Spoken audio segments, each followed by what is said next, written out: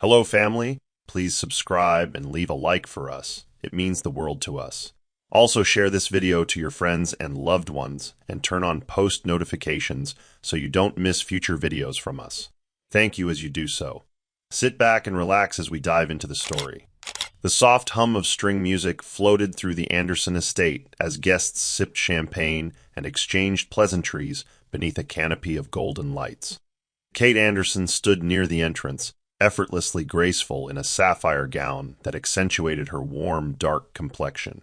Her natural curls were swept into a low bun, revealing subtle pearl earrings her late father had gifted her before his passing. Tonight was her engagement party, an evening she had long imagined. As she mingled with board members from Anderson Holdings and relatives she hadn't seen in years, she couldn't help but glance across the room to spot Harrison, her fiancé, laughing beside the mayor. "He's charming, isn't he?" One of the guests mused beside her. Kate smiled softly, nodding. "He's everything I prayed for." Her voice was steady, but beneath it, a fragile hope beat quietly, longing for a love story that wouldn't betray her the way time and grief once had. When Harrison finally found her among the crowd, he placed a kiss on her cheek and whispered, "You look stunning, Katie. They're all here because of you."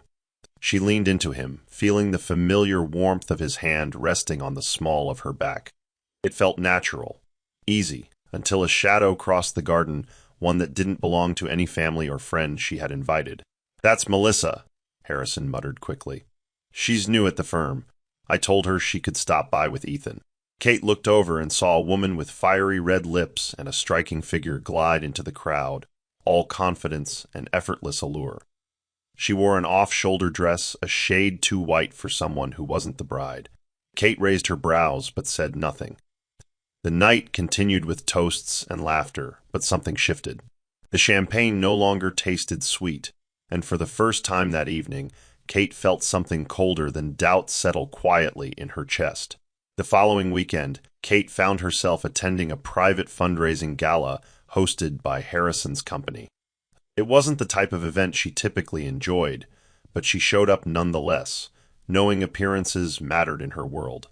Her father had always told her, "Legacy isn't just about what you build, it's how gracefully you stand in the storm." She wore a soft mauve silk dress, and her hair was tied into a side knot, understated but elegant. She arrived alone. Harrison said he was going earlier for setup, but when she walked into the ballroom, her eyes immediately caught something off. Melissa was there again, this time dressed in a floor-length red dress that clung to her like a second skin. She stood too close to Harrison, laughing at something he'd said, her hand resting casually on his forearm. Kate didn't blink, didn't pause. She just walked toward the circle with the kind of poise that silences a room.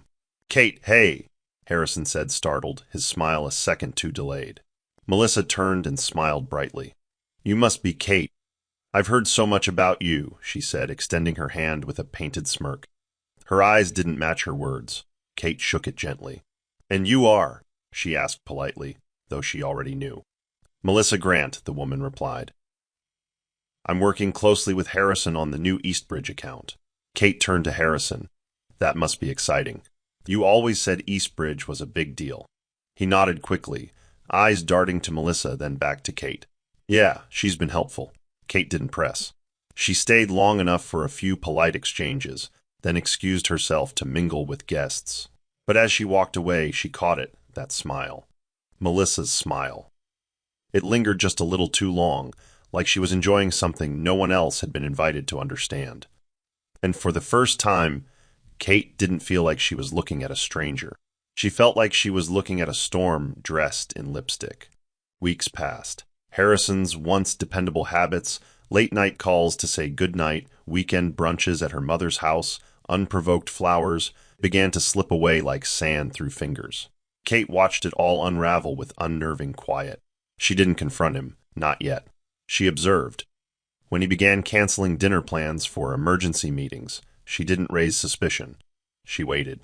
One afternoon, after using Harrison's car to drop off documents at the estate office, Kate opened his glove compartment to grab a pen. What she found instead was a small velvet pouch, expensive, obviously designer. Inside it were crystal drop earrings. Not hers. They shimmered with familiarity. She had seen them once on Melissa, the night of the gala. She held them for a moment, heart silent, face expressionless, then placed them gently back and closed the compartment. That evening, Harrison came to dinner at Kate's estate. She didn't mention the earrings.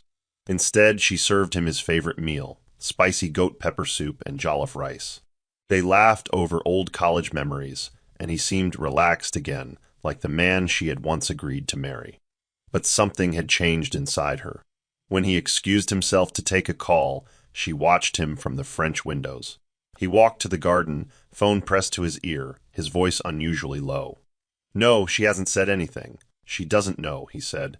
A pause. "Yes, I'll see you tomorrow." Then silence. Kate sat back down and spooned a little rice onto her plate. Her mother entered the room and asked, "Is everything all right with you too?" Kate looked up and smiled gently. "Everything's perfectly in place, Mum, just as it should be." But inside a quiet fracture had begun. It wasn't rage, it wasn't jealousy. It was clarity, and it cut deeper. The next day, Kate visited Mr. Felix, her late father's trusted driver, now semi-retired, but still managing occasional errands for the estate. She needed to return some files he had mistakenly left in the car. As they sat on the veranda sipping cold Zobo, he leaned in with a hesitant tone. "Madam Kate, forgive me if I speak out of place, but I saw Mr. Harrison with that young lady, Melissa, outside his apartment last night." Kate kept her eyes on her cup, steady and calm. "Was it late?" she asked softly. "Yes, Ma, almost midnight. I was just coming from the mechanics and saw them." "She didn't look like someone who came to discuss work," he added, shame tugging at his voice. Kate nodded. "Thank you, Mr. Felix. I appreciate your honesty." Later that night, Kate invited Harrison over for tea. She had baked the cinnamon scones he liked and laid out a soft playlist in the background. When he arrived, she welcomed him warmly, and they sat in the sunroom as twilight rolled in. "Harrison," she began gently, "is there anything you need to tell me?" He looked up, mildly surprised. "About what?" She tilted her head. "About Melissa. About late nights and velvet pouches." His face tightened. "Are you accusing me of something?" he asked. She smiled. "No, I'm giving you the opportunity to be honest." He scoffed slightly. "Melissa and I worked together. She needed a ride home, that's all. Why would you think otherwise?" Kate reached for her teacup, her voice calm. "Because I asked, and you still chose to lie." He went silent, but she didn't push. She didn't cry. She simply stood and said, "I think we both need rest. I'll see you tomorrow, Harrison." As he walked out, she remained by the window, staring into the shadows, saying nothing, but knowing everything. Her silence screamed louder than any confrontation ever could. The morning light filtered through the lace curtains in Kate's bedroom as she sat at her vanity, brushing her coils back into a low bun. She wasn't rushing today. She wasn't dressing up for anyone. Her phone buzzed with a message from Veronica. "Lunch later?" She replied simply, "Not yet. I have something to check." She opened her browser and searched Melissa's name. It didn't take long. A recent post on a coworker's Instagram story caught her attention. It was a casual office dinner at an upscale rooftop lounge. The caption read, "Late night win with the dream team." The camera had panned briefly, long enough to catch Harrison with his arm around Melissa's chair, his fingers gently resting on the back of her neck. The date? The same night he told Kate he was in a conference call until midnight. Her throat tightened, but not with shock. Just a slow, aching recognition. Instead of confronting Harrison, Kate saved the video to her gallery. That evening, she stood in front of her full-length mirror, staring at her own reflection. Her eyes looked tired, her smile practiced. For the first time, she realized how much she had been shrinking herself just to keep the illusion of harmony. She slid her fingers down the neckline of her blouse and whispered, "Who am I protecting anymore?" That question haunted her. At dinner with her mother, she nodded politely through conversation, even as her mother praised Harrison for being so grounded and responsible. Kate offered a half smile and excused herself early. Back in her room, she opened a drawer and pulled out a photo of her and Harrison from 3 years ago, happy, sunlit, and real. She placed it face down on the table. That night, as she lay in bed, a single tear slipped down her cheek. Not for him, not even for Melissa. But for the woman she used to be, so full of certainty, now watching herself quietly disappear. A few days later, Veronica arrived at Kate's estate, her briefcase in hand and an unreadable look on her face. She wasn't there as a friend today. She was there as a legal consultant, delivering what Kate had silently requested. "Are you sure?" Veronica asked softly as she handed over the brown envelope. "I just want to know what I already feel," Kate replied. With hesitant hands, she opened it and laid out the contents. Hotel reservation confirmations for 2 adults under Harrison's corporate account, time-stamped receipts from an art gallery in Lagos known for its couple packages, and surveillance, stills showing Melissa entering and leaving Harrison's apartment at odd hours. The photos didn't scream vulgarity. They whispered intimacy, the kind that betrayed promises in the most subtle of ways. Kate stared at them for a long while, her face unreadable. "This isn't just a mistake," she said finally. "It's a choice. He chose her." Veronica sat beside her, unsure whether to speak or remain silent. "Do you want to confront him?" she asked gently. Kate shook her head. "No. He already knows what he's done. I don't need a confession. I need clarity." She stood, walked over to her late father's portrait hanging in the study, and looked into those familiar eyes. "He always told me if I must lose, I should lose with dignity. But what if I don't have to lose at all?" Veronica furrowed her brow. "What do you mean?" Kate turned back to her, eyes sharper than before. "It's time to read his will." Veronica straightened. "Kate, you know he left things in trust until you marry. Are you thinking of invoking the clause?" Kate gave a slow, calculating nod. "I'm not making noise, Ronnie. I'm not storming out. But I won't leave this legacy in silence either. If they want a show, they'll get one. But it won't be the kind they expect." The quiet in the room deepened as the truth settled. Kate wasn't just hurt, she was preparing. Carefully, calmly, and with purpose. The law office was quiet, tucked away behind tall hedges and guarded glass doors that still bore her father's name. Kate sat across from Mr. Edmund Okwara, her father's most trusted legal advisor, a man who had handled Anderson family affairs for over 30 years. He greeted her with a knowing warmth. "You've grown into your father's mind," he said gently, pulling out a thick, leather-bound folder. He expected this day might come. Kate took a breath, her voice steady. "Then let's not delay it." Mr. Okwara flipped to the page, marked with her initials, and began reading aloud the clause George Anderson had amended just 6 months before his death. "In the event that my daughter Kate Anderson is betrayed or displaced in her engagement to Harrison Miller, her full inheritance and corporate authority will remain secure, provided she maintains public decorum, avoids retaliation, and demonstrates civil restraint for a period of 6 consecutive months." He paused and looked up. "Your father wrote this himself." Kate exhaled deeply. "So if I react, if I even speak out in anger, it's gone?" Mr. Okwara nodded solemnly. "Your silence is your sword, Kate, but it must be wielded with precision." She leaned back in her chair, absorbing the weight of what was now in motion. "Does Harrison know about this clause?" she asked. "No. Only you and I, and one other Veronica since she notarized the update." Kate nodded, her fingers tracing the edge of the table. "Good. Let's keep it that way." As she stood to leave, Mr. Okwara touched her arm lightly. "Kate, your father didn't write this because he thought you were weak. He wrote it because he knew your strength was in your silence. That's how he led. That's how he wanted you to rise." She looked back at him and, for the first time in weeks, allowed a faint smile to surface. "Then I'll give him the ending he deserves. With dignity, and with witnesses." Kate stood before her walk-in closet that evening, her fingers brushing past rows of gowns, suits, and heels. But her gaze was distant. She wasn't selecting an outfit tonight to impress Harrison or reassure society. She was selecting armor. She picked a muted emerald dress, dignified, minimal, elegant. At the mirror, she applied her makeup with precision, keeping her expression neutral as the foundation smoothed over the shadows under her eyes. When she walked into the gallery opening, where Harrison was already speaking to press, and Melissa was stationed a few steps behind him, she wore the most practiced smile of her life. "There's my beautiful fiancée," Harrison said, trying to kiss her cheek. She allowed it briefly. "You started without me," she replied calmly, locking eyes with Melissa for a split second before turning away. Throughout the evening, Kate played her part. She smiled at investors, exchanged compliments with Harrison's partners, and even laughed softly when Melissa complimented her necklace. "It's lovely. Is it vintage?" Melissa asked, sipping her champagne. "Yes," Kate said evenly.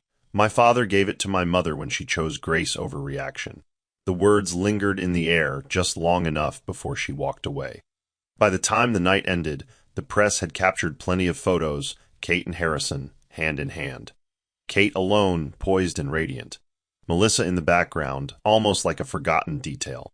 In the car, Harrison reached for her hand. "You were perfect tonight," he said. She turned to him, her voice like glass. "I've had a lot of practice." Then she leaned back and looked out the window. Every step, every smile, every silence was a calculated move toward something much bigger than him. If Melissa had once been subtle, that era ended quickly. She now showed up at public events wearing colors similar to Kate's, stood closer to Harrison in photos, and even began tagging him in her professional posts. The city's business social circles were buzzing, though none dared say anything to Kate's face. She was the picture of grace. But inside, Veronica watched with increasing unease. "She's getting reckless," Veronica warned over brunch one Sunday.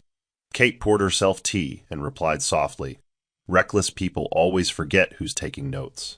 At a charity auction a few nights later, Melissa approached Kate at the silent bidding table. "You know, you really inspire me," she said with a grin.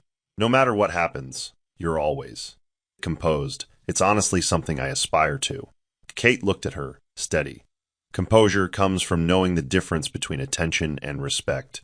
One fades faster. Later that evening, Kate noticed Melissa mingling among Harrison's business colleagues. She overheard snippets. "Yes, we've been working closely on the Westfield campaign." "He trusts my instincts completely," Melissa said confidently. One older executive gave her a knowing glance. "And his fiancée? She's the one leading Anderson Holdings soon." "Yes." Melissa hesitated, then chuckled. Kate's handling things in her way. Kate said nothing, but she made a mental note.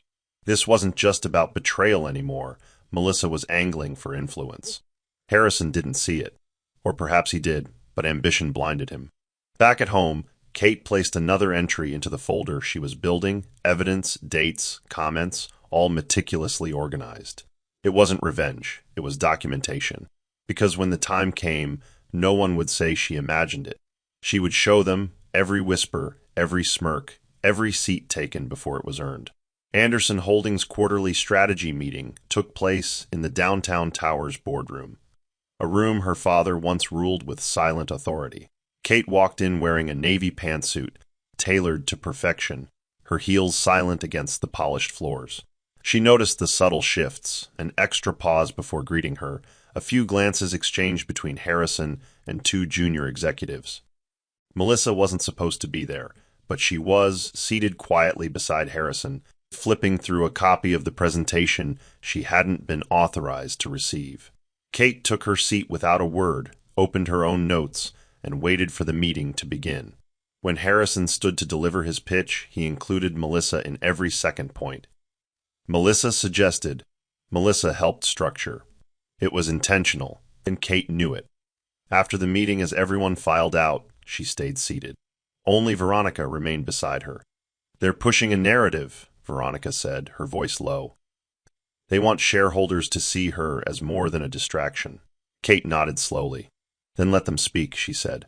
"Every word they say strengthens my silence." Veronica frowned. "They're calling you too quiet. Some of them think you've lost your edge." Kate turned to her, calm but resolute. "Good. That means they'll never see the edge coming." She stood, straightened her blazer, and walked out with a stillness that made people pause. Because Kate understood something they didn't. Power isn't always loud.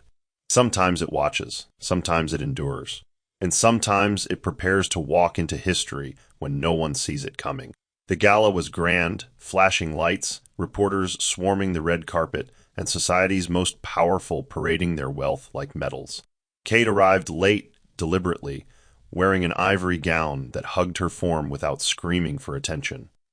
Harrison was already there, entertaining executives near the entrance.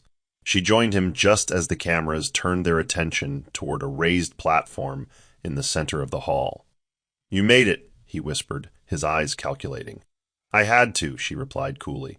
Before she could ask what this event truly was, the host called for silence. Harrison stepped forward, taking the mic. "There's someone I want to honor tonight, not just for standing beside me, but for representing everything I value." Gasps and applause filled the room as he reached for the velvet box in his pocket and turned to Kate. "Kate Anderson, will you marry me again?" There was a sharp pause, then polite claps. Cameras flashed, and all eyes turned to her. Kate smiled as though it was the first time she'd been asked. She placed a hand over her chest. "Of course, Harrison." Her voice was sweet and composed. She leaned in for a brief kiss on the cheek, nothing intimate, just enough to satisfy the room. Melissa, standing with a glass of champagne, forced a grin. The expression didn't reach her eyes. "Congratulations," she said moments later, brushing past Kate. "You really know how to hold on to a man." Kate turned and looked her squarely in the face. "Or maybe I just know how to let go, without appearing to." Melissa blinked but didn't respond. Back in the limousine, Harrison gloated. "That should shut everyone up about our image." Kate gazed out the window, her fingers tightening around her clutch. "It's not always about the image, Harrison. Sometimes it's about the mirror you're too afraid to look into." His smirk faded, but she offered no further explanation. She had given him exactly what he wanted, public validation. But the game was no longer his to control. The following morning, Kate met Veronica in the conservatory of the Anderson estate. Sunlight poured through the glass ceiling, casting soft shadows on their table as a kettle of hibiscus tea steamed between them. Veronica leaned in, her brows furrowed. He proposed again, in front of all those people. Kate stirred her tea gently. He wanted a show. I gave him one. Veronica sighed, removing her glasses. "This isn't just performance anymore. They're drawing you deeper into this narrative. One wrong move, even a single emotional outburst, could jeopardize everything." Kate nodded, her tone low. "That's why I'm careful. I'm not reacting, I'm documenting. Every event, every comment, every look. They're painting a picture. But I'm framing it." Veronica rubbed her temples. "Just promise me you'll rest. You're playing chess with people who don't even know they're pawns." Kate stood and walked toward the tall windows, staring out into the garden her father once tended. "Do you think I'm becoming like him?" she asked. Cold, controlled. Veronica stood beside her. "No, Kate. You're becoming the version of yourself he hoped for, one that rises without shouting. But he never wanted you to break." Kate nodded. "I'm not breaking. I'm building." That evening, she hosted a private dinner for selected board members at her home. She laughed. She toasted. And when asked about her wedding plans, she spoke warmly about commitment and shared vision. Harrison beamed beside her, proud of the facade. Melissa arrived late, wearing a dress nearly identical to Kate's. "You've always had good taste," Kate said softly when she greeted her. Melissa raised a brow. "I could say the same." But what Melissa didn't know was that Veronica had been quietly collecting guest feedback and cataloging Melissa's appearances at events she was never invited to. Because if Kate was going to win this war, she needed more than grace. She needed evidence. The engagement brunch was held on the rooftop of the Crestview Hotel, a location Kate had chosen for its open views and neutral tone. The sky was gentle that morning, casting soft blues over the crowd of well-dressed guests, sipping mimosa and complimenting the event's understated elegance. Kate wore a buttercream dress, her braids woven into a loose crown atop her head. Melissa arrived 15 minutes late in a white, lacy outfit, closer to a bridal gown than a guest's attire. The room fell silent for a moment as she posed for photos just beside Harrison. Kate remained poised, standing at the far end of the terrace with Veronica and two board members. "She's either bold or desperate," Veronica muttered. Kate sipped her juice. "Both. But let's see how far she'll go before the mask slips." As guests mingled, Kate approached Melissa with a calm, unreadable smile. "I got you something," she said, handing her a slim black box. Melissa blinked in surprise. "Me?" Kate nodded. "You've become quite involved." I thought it polite to acknowledge it. Inside the box was a crystal wine glass engraved with the initials KMG, Kate Marie Grant. Melissa stared at it, confused. I don't understand. Kate leaned in and whispered, sometimes we give people exactly what they want, just to see what they do with it. Then she turned and walked away. Melissa's face stiffened as she set the glass down beside a decorative candle. Later that day, as the guests began to depart, Kate stood by the elevator doors with Harrison. You were perfect today, he said. People love you. She smiled, eyes never meeting his.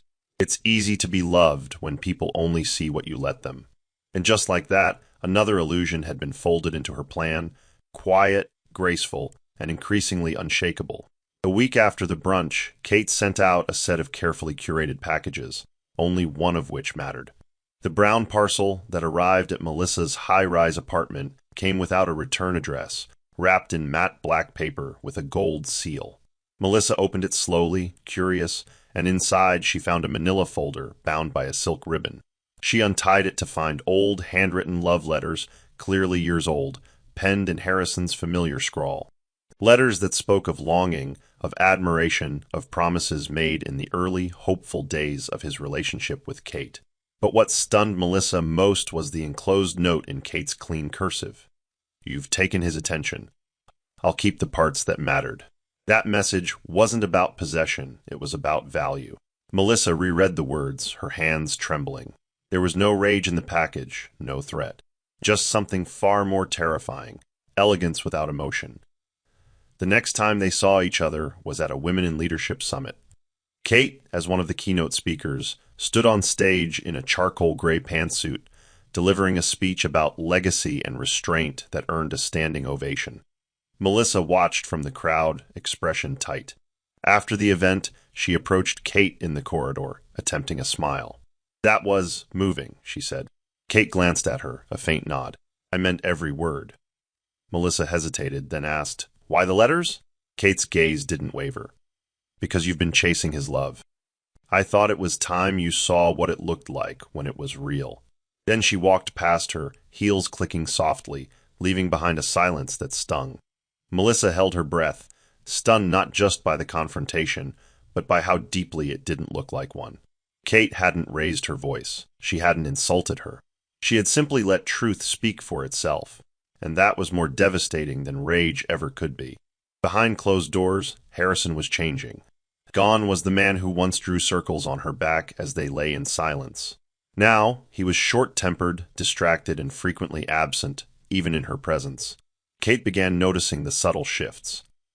How he answered her questions with half-formed sentences, how his phone never left his hand, how the warmth in his eyes had been replaced by calculation. One evening, as they sat in the living room sipping wine, he looked up from his screen and said, You've been quiet lately. Everything okay? Kate smiled thinly. Just observing the weather. He frowned, confused. Weather? She nodded slowly. Storms don't always announce themselves. Sometimes they just gather silently. He chuckled awkwardly, but didn't press further. The man who once swore he'd always fight for their peace was now waging a silent war of distance, and he didn't even notice he was losing. Their conversations became transactional. Are you still going ahead with the wedding venue at Riverview? He asked one afternoon. Yes, Kate responded, unless you had other ideas. He shrugged. Whatever's easiest. She looked at him then, really looked. The man across from her was no longer her partner. He was a placeholder, a presence, nothing more. That night, he left to grab drinks with a client. Kate didn't ask which one. She simply sat on the veranda with a glass of mint tea and stared at the stars her father used to map with her. Veronica joined her later and asked, How long can you keep going like this? Kate answered without looking away. As long as it takes. They think I'm silent because I'm weak. But silence is the only thing that doesn't lie. Her tone wasn't tired, it was measured. Because Kate had learned that sometimes the loudest power was found in restraint. And if Harrison couldn't see that, then he wasn't the man worth fighting for. 2 weeks later, Kate stepped into a high-stakes shareholder meeting that would decide the strategic future of Anderson Holdings. She wore black, sleek, uninterrupted by accessories, like a woman in mourning, though only she understood what was being buried. Around the polished mahogany table, shareholders murmured among themselves. Harrison arrived with Melissa trailing behind him, not even trying to conceal her involvement anymore. Melissa handed out printed folders to attendees, unauthorized summaries of a proposal she had crafted. Kate said nothing. She watched as some board members exchanged glances, a few frowning at the breach in protocol. "This isn't formal process," Mr. Leakin, a senior board member, said, raising a brow. Harrison smirked. "Melissa has been instrumental in shaping the Westbridge merger. I thought it was time her voice was heard." Kate clasped her hands gently on the table. "Then let the minutes show that this voice has no legal standing in this room." The room went still. Melissa flushed. Harrison looked annoyed, but didn't reply. Veronica, seated quietly beside Kate, hit the record button on her tablet. After the meeting, Veronica pulled Kate aside. "We caught that. Every word. You sure you want to keep letting her speak?" Kate turned to her. "Absolutely. The more she speaks, the more I remain untouchable." Meanwhile, Melissa found herself outside the building moments later, trying to explain to a reporter why she had been present. "I'm consulting unofficially," she stammered, unprepared for the sudden attention. Kate had tipped off the press not to expose, but to record. Back in her study, Kate added a new tab to her documentation: Unauthorized Business Influence, Melissa Grant. Because while Melissa kept playing the game in the spotlight, Kate was reshaping the board behind the curtain. And when the curtain finally lifted, there would be no seat left for pretenders. Kate walked into the bridal boutique alone, ignoring the clerk's surprised glance. The assistant, a young woman with nervous hands, offered a soft greeting. "Will the groom be joining you later?" Kate smiled politely. "No, this is my choice, not his." She had scheduled the appointment early, before the usual crowd, hoping to avoid the eyes and whispers she'd come to expect in public spaces. As she stood in front of the 3-panel mirror in a cream satin gown, she didn't see a bride. She saw a woman who had outgrown the fairy tale. "You look regal," the assistant said gently. "But you don't seem happy." Kate turned slightly, smoothing the fabric. "Happiness is too fragile to be sewn into a dress." The words weren't bitter. They were factual. Her face, as always, betrayed nothing but calm. The assistant hesitated. "Is the wedding close?" Kate nodded. 18 days. The young woman smiled. "You still have time to change your mind." That comment lingered in the quiet room like perfume. Kate didn't respond. Instead, she asked for a second gown simpler, with a low back and no embellishments. She didn't want sparkle. She wanted clarity. As she changed, she stared at her own reflection, her body strong, her eyes steady. There was no fear, just preparation. When the fitting ended, she walked out into the sunlight with her shoulders squared. Outside the boutique, a photographer lingered, clearly waiting for a glimpse. She paused and faced him. "Take the photo." "Then take the truth," she said, then walked off. The image would be published the next morning, Kate Anderson, elegant and alone, shopping for her own wedding. But that was the message she wanted. She wasn't abandoned. She wasn't afraid. She was choosing every step, and the story would end exactly how she wrote it. Seated in the mahogany office that once belonged to her father, Kate stared at the calendar. A red circle marked the final day of the clause: 6 months of silence, 6 months of endurance, 6 months of watching betrayal dressed as devotion. Only 20 days remained. Mr. Okwara arrived mid-afternoon with a single sheet of paper. "I've reviewed everything," he said, adjusting his glasses. "As of today, you've maintained all stipulations. No public confrontation, no legal accusations, no media leaks or emotional outbursts. But from this point forward, any misstep, verbal or visual, can void the clause." Kate nodded. "And after 20 days? He leaned forward. "You become the sole authority over your father's estate. Full transfer. Assets, shares, voting power, everything." Kate's fingers curled slightly against the polished desk. "Then we stay silent, until silence is no longer necessary." That evening, Kate sat on the terrace with Veronica, sipping warm tea under a darkening sky. "Do you ever wish I just walked away?" she asked softly. Veronica shook her head. "No. Because walking away with nothing wouldn't have been noble, it would have been erasure. And your father didn't raise you to disappear." Kate exhaled slowly. "I don't want revenge, Ronnie. I want the truth to be undeniable. I want every hand that touched my piece to be exposed without me saying a single thing. Veronica nodded, her tone quiet. And that's exactly what you're doing. Just hold the line. Across town, Melissa posted another story, herself at Harrison's apartment, laughing glass in hand. But what she didn't know was that Kate had already secured timestamps, screenshots, and event overlaps. Because Kate didn't just see time passing, she used it. And each passing day wasn't just survival, it was strategy. The night Melissa came over with Harrison for a casual movie night, she left something behind, a designer clutch she carelessly dropped beside the couch. Kate noticed it after they left. She should have ignored it. She almost did. But when her fingers brushed it, the zipper loosened slightly, revealing the soft glow of a phone screen still active. Out of instinct, she glanced. What she saw froze her for a moment, not because of scandal, but because of carelessness. There were screenshots of private chats mocking Kate's public composure, voice notes joking about how the board sees her as too polished to be real, and even candid photos taken at close range. One in particular was haunting. Kate at her father's grave, alone, framed like an object of pity. Labeled Miss St. Grace herself. Kate didn't flinch. She took her own phone and photographed everything in Melissa's gallery, then relocked it and returned it to the clutch. When Melissa returned the next day to collect it, she wore a smirk. Didn't even realize I dropped it, she laughed. Kate simply nodded. Things slip through our fingers when we stop valuing them. Melissa blinked, unsure if it was a dig. Kate offered tea, acted normal, and walked her to the door. But after Melissa left, she went straight to her archive drawer and filed a new folder. Digital evidence, defamation, and harassment. That wasn't vengeance.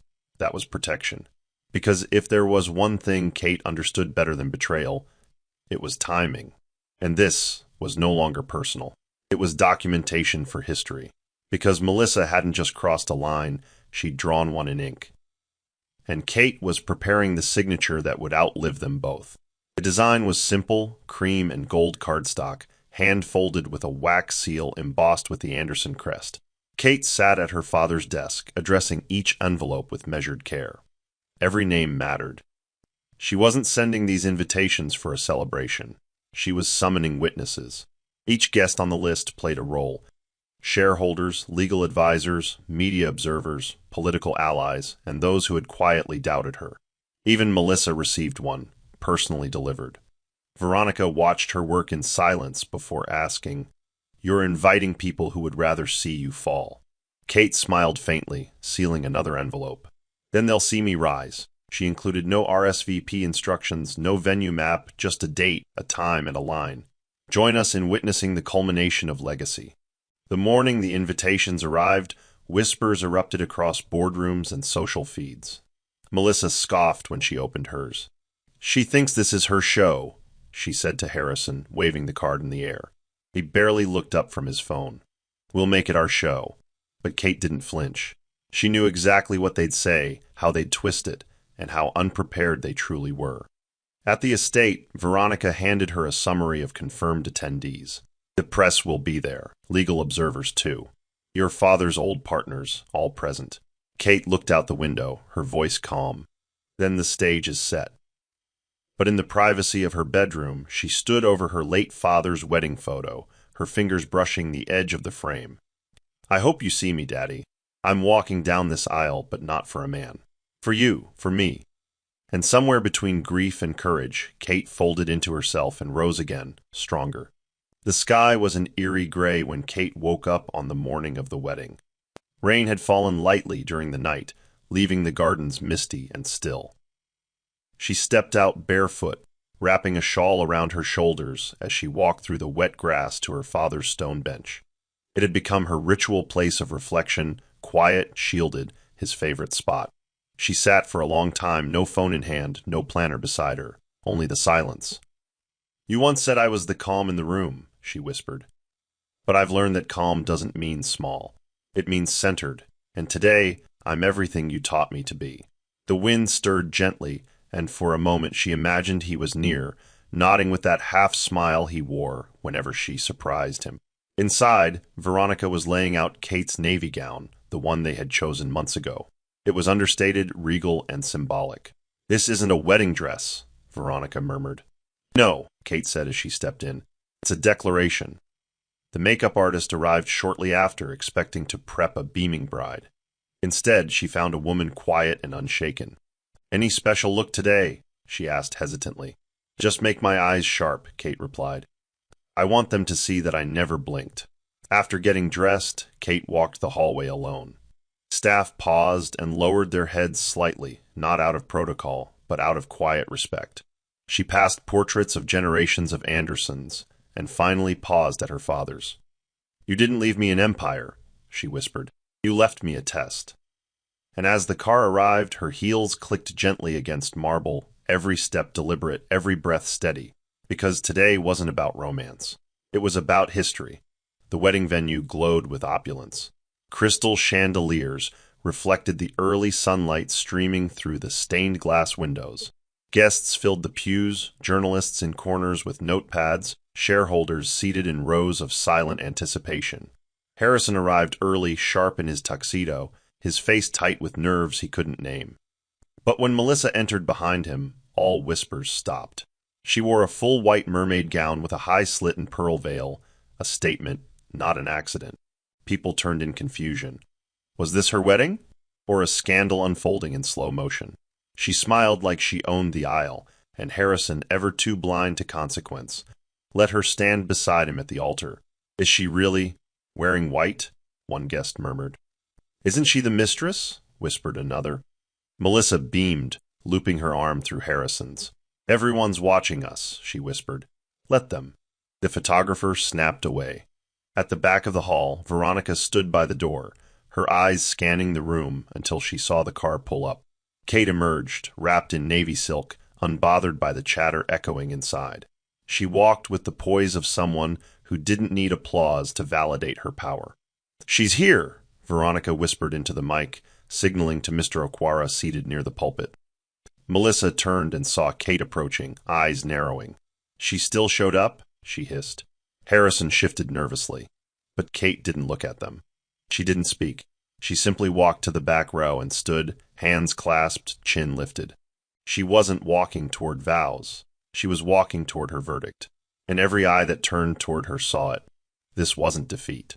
This was authority, unfolding like the final page of a story only she had written. Whispers stirred as minutes passed. The bride hadn't walked down the aisle. Guests began exchanging puzzled glances. Harrison cleared his throat, adjusting his cuffs, visibly agitated. Melissa leaned in and murmured, "Maybe she changed her mind." Her smirk was confident, but her fingers gripped her clutch tighter. A murmur rippled through the room as the pianist stopped playing. Veronica remained by the door, unmoving, watching with a calm only Kate's inner circle could understand. Then, at exactly 11 o'clock, 30 minutes after the scheduled start, Kate rose from the back row, her steps echoing with power. She didn't need the traditional march. She didn't need a father's arm or a bouquet. She had her presence, and that was enough.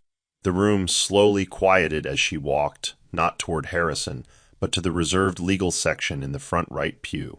She took her seat, poised, regal, and unshaken. The contrast was stark. Melissa, still standing at the altar in her bridal white, looked like an overplayed act. Harrison turned toward Kate, panic forming behind his practiced smile. "Kate," he called, confusion in his tone. She met his eyes briefly, offering nothing but acknowledgement. His silence was heavier than any confrontation.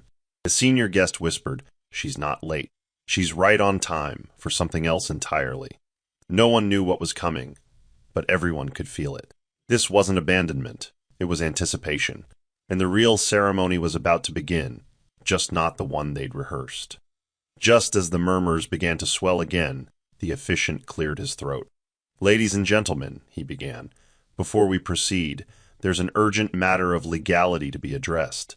The congregation turned as the man at the altar removed his robe, revealing not a priest, but Mr. Edmund Okwara in a formal gray suit. The lawyer stepped forward, papers in hand, voice firm but composed. "Per the conditions outlined in the last amendment of the late George Anderson's estate, today marks the culmination of a 6-month inheritance clause." Gasps rippled across the room. Melissa looked toward Harrison, startled. He looked just as lost. What clause? She hissed. Mr. Okwara continued, undeterred. In attendance are board members, legal observers, and trustees of the Anderson legacy. Today is not merely a wedding ceremony. It is a public reckoning of conduct, silence, and inheritance. Kate rose slowly, her navy gown catching the light. She walked to stand beside Mr. Okwara, her voice clear for the first time. 6 months ago, I was betrayed. I responded not with scandal, but with restraint. As stipulated by my father's will, if I maintained my dignity publicly for 180 days despite provocation, I would inherit his estate, unquestioned, uncontested. The room held its breath. Harrison stepped forward, pale. Kate, you can't be serious. She didn't look at him. I didn't come here for a marriage. I came to finish what my father began. Melissa's face twisted. You tricked us? Mr. Okwara answered for her. No. She passed a test, one you both didn't know you were part of. Cameras clicked. Journalists scribbled. What began as a wedding had now shifted into a legal unveiling, and the bride was the only one prepared. With precision and gravity, Mr. Okwara unfolded the final document, the original notarized amendment to George Anderson's will. Clause 14B, he read, entitles Kate Anderson to full legal and executive control of Anderson Holdings, its subsidiaries, and assets, provided she endures any publicly verifiable betrayal without retaliation, public accusation, or scandal for 6 calendar months. Gasps broke the silence like thunder. A few board members stood instinctively, looking toward Kate with dawning comprehension. One leaned forward. She played the long game. Melissa stumbled slightly, her voice shrill. This isn't fair. This was never a real wedding. She manipulated everything. Mr. Okwara turned slowly. On the contrary, Miss Grant, what you witnessed was strategy, not manipulation. The will's conditions were clear, and every moment leading to today was documented. You were merely part of the test. Kate stepped forward again, her voice calm. I had the chance to explode, to expose, to retaliate. But I chose silence. I chose stillness. Because my father didn't raise a woman to beg for love or compete with noise. He raised a legacy. Harrison took a step toward her, his voice cracking. Kate, please, we can fix this. Let's just talk. She turned, her tone neutral. You had 6 months to speak with integrity. You chose whispers and shadows. She then turned to the audience. To everyone who thought silence meant surrender, I was simply waiting for the day you'd hear me without words. The applause began slowly, from a few members who finally saw the brilliance behind the quiet. The rest followed, because today Kate didn't just claim her father's company. She claimed her history. As the murmurs settled, Mr. Okwara gestured toward a screen being wheeled to the front of the hall. To ensure transparency, this process was monitored and reviewed by multiple legal observers over the 6-month period. The screen lit up with a series of dated footage, silent videos from public functions, meetings, business events, and press appearances. Each clip was short but potent. Kate, standing beside Harrison at board events, smiling through Melissa's presence. Kate, calmly addressing stakeholders while Melissa hovered nearby. Kate, offering interviews where she praised the company's vision but never once hinted at personal turmoil. A document log followed. Dates, locations, incidents where provocation occurred, and her responses remained professional, dignified, and restrained. Every instance was witnessed and recorded, Okwara concluded, handing physical files to members of the board. She fulfilled the clause, in full. A woman from the legal panel, Ms. Yara Okonkwo, stood. As neutral counsel appointed by Anderson Holdings trustees, I attest to the legitimacy of these findings. There was no breach. Her silence was not ignorance, it was strategy. One of the younger board members muttered under his breath, "She's not just a successor, she's a tactician." Harrison looked like a man unraveling. "You let me plan a wedding when you knew." Kate turned her gaze toward him. "You weren't planning a wedding. You were performing a betrayal. I simply chose not to interrupt your show." Melissa stood frozen, color draining from her face. This was supposed to be my moment. Kate faced her without malice. "No, this was always mine. You just took a seat, not a place." The room fell into a stunned silence, not just at what had been revealed, but at how perfectly it had been timed. No screams. No spectacle. Just truth. and a room full of witnesses who now understood the difference between grace and submission. The atmosphere shifted. The ceremony hall no longer felt like a celebration. It had become a courtroom of truth, and Harrison was the only defendant without a case. He stepped forward, his voice low but trembling. "Kate, I was confused. I made a mistake. But I love you. We can fix this." She looked at him, not with hate, not even anger, but with the calm detachment of someone who had outgrown the weight they once carried. "You didn't make a mistake, Harrison. You made a choice. And I made a promise to myself and to my father to protect what he built." He reached for her hand, but she pulled back gently, almost with pity. "This isn't a punishment. It's a release. For both of us." He opened his mouth, but there were no words left that could be trusted. Kate then turned to face the entire room, her voice clear. "Today marks 6 months since I watched the people closest to me try to dismantle my name in silence. And today, I've shown you that dignity does not mean absence." The applause started with Veronica, then others stood, board members, old allies, even former critics. Melissa, still beside the altar, was now visibly trembling. A security guard discreetly stepped forward to ask her to vacate the bride's space. She didn't argue. She stepped down, heels clicking against marble that no longer echoed triumph. As she walked away, her eyes darted toward Harrison, but he didn't follow.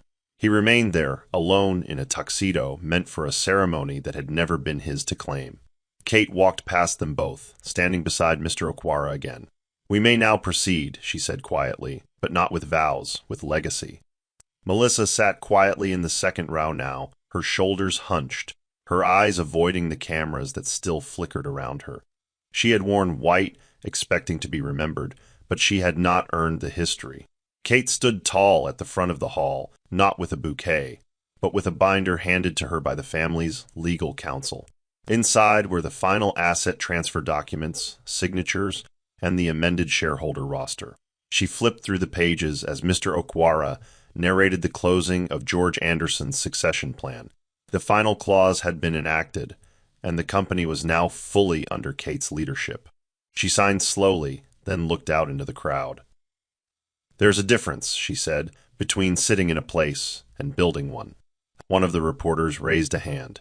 "Ms. Anderson, do you have any comment for those who believed your silence meant surrender?" Kate looked directly into the camera. "I never surrendered. I watched. I waited. And I learned that not all battles need noise. Some require presence." Melissa attempted to speak again, but Veronica intercepted her, whispering something that made her eyes widen in sudden awareness.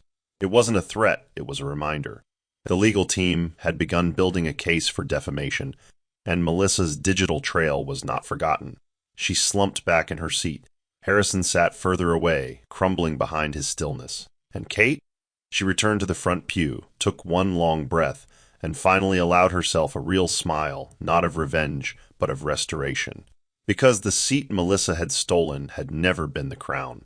The true legacy was in the stillness Kate never broke, and the silence that crowned her queen. The private reception that followed was not a celebration in the traditional sense. No cake, no romantic speeches, no dance. Just silence layered with reverence as a small group of board members, legal staff, and family allies gathered in a separate wing of the estate. Kate entered the room, now dressed in a soft beige suit and gold pin that once belonged to her father. Her steps were slow but purposeful.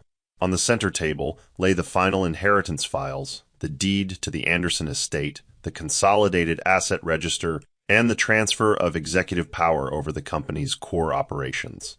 Mr. Okwara stood beside her, reading the final clause aloud for those present. "By virtue of grace, silence, and discipline, the legacy is now yours." She signed without hesitation. Just then the doors creaked open. Harrison stood at the threshold, his eyes hollow, holding the invitation Kate had sent him weeks before. He walked toward her slowly and placed it on the table, his voice barely audible. "I held on to this thinking it meant something, that maybe you'd change your mind." Kate glanced down at the card. In red ink, someone had written across it, "Revoked as of today." She didn't flinch. "I didn't send it hoping you'd change. I sent it so you could witness who I became without you." Harrison swallowed hard, but said nothing more. Melissa wasn't there. She had left the venue quietly, humiliated, silenced, and forgotten. As Harrison turned to go, Kate stopped him with a final word. "You taught me how to lose someone, but I taught myself how to never lose myself again." With that, she turned back to the table, placed her final signature, and closed the chapter that once defined her heartbreak. It was done, not with fury, not with fanfare, but with full authority. 2 weeks later, Kate stood on the balcony of her father's study, now officially her own. The city sprawled before her, but her eyes were focused on the horizon, not the skyline. Inside, a celebration was unfolding, not of a marriage, but of new leadership. Journalists had gathered in the grand hall below, invited to witness her first address as the chairwoman and CEO of Anderson Holdings. She descended the staircase with the quiet power of someone who had nothing left to prove. Cameras flashed, but she didn't smile for them. She smiled for herself. When she reached the podium, she didn't begin with business jargon or hollow gratitude. She began with truth. 6 months ago, I chose silence. Not because I lacked words, but because I understood the value of restraint. Today I speak not to reclaim what was stolen, but to remind the world that what is earned in silence endures in strength. As the room broke into applause, Veronica stood in the back, watching with pride. After the speech, Kate walked into the garden with her mother, who had remained quietly supportive throughout it all. "You didn't raise your voice, Kate. And yet they all heard you," her mother said softly. Kate looked at her, eyes glistening. "That's because power isn't always in speaking louder. Sometimes it's in knowing when not to speak at all." They sat together on the wooden bench beneath the jacaranda tree, watching petals fall around them. Kate had no wedding photos to hang on her wall, but she had her name, her father's legacy, her future. And most importantly, she had herself. As dusk settled across the lawn, she whispered into the wind, "They took my seat, but not my place in history." And in that moment, she didn't just feel victorious, she felt whole. Here's the Bible verse, Ecclesiastes 3 verse 7, KJV. "A time to rend and a time to sow, a time to keep silence and a time to speak." Explanation. This verse embodies Kate's story. She understood timing, when to stay silent, when to let others reveal themselves, and when to finally speak with clarity and purpose. Her wisdom wasn't in reaction, but in discernment. Moral of the story. The loudest triumph is often earned in silence. Kate's journey teaches us that vindication doesn't always come with noise, confrontation, or revenge. Sometimes it comes through patience, quiet observation, and strategic stillness. Dignity, when preserved under pressure, becomes power no one can take. And in the end, those who chase attention may steal moments, but those who walk in wisdom claim legacy. That's the end of the story. What did you learn from this story? Drop your thoughts in the comments section. Leave a like and don't forget to subscribe and turn on post notification so that you'll be notified whenever we drop our next videos.